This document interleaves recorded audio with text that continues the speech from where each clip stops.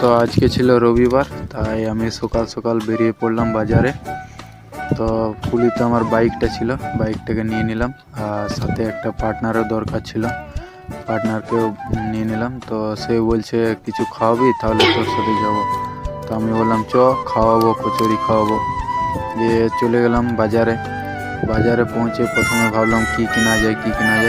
তারপর চলে গেলাম সোজা আলুওয়ালার কাছে, বললাম আমাকে 2 কেজি আলু আর পেঁয়াজ ভরে দাও। তো ও আমাকে আলু আর পেঁয়াজ ভরে দিল। তারপর ওকে টাকা দিয়ে দিলাম, দিয়ে ও আমাকে ফির 150 টাকা রিটার্ন করে দিল। তারপর দরকার ছিল গাজর, টমেটো, মটরশুঁটি এইসব। তো গোপীর কাছে গিয়ে বললাম গোপীকে, তো গোপী সব আমাকে দিয়ে দিল সব ভরে। আমার পার্টনারকে বললাম থলিটা খোল, থলিতে আমি ভরে নিলাম। ভরার পর দেখলাম শসাও ভালো রয়েছে, তো তখন শসাও নিয়ে নিলাম 500। তারপর তো গোপীকে বললাম কত হলো, তো ও বলছে 100 টাকা দে। তাহলে অমনি করিস না রে, 100 লিস না। তারপর ও আমাকে কিছু রিটার্ন করে দিল। তারপর গেলাম আমি লঙ্কাওয়ালার কাছে। তো লঙ্কাওয়ালার যা লঙ্কা দেখে তো মনে হচ্ছে না যে ঝাল হবে, তাও ভরে নি।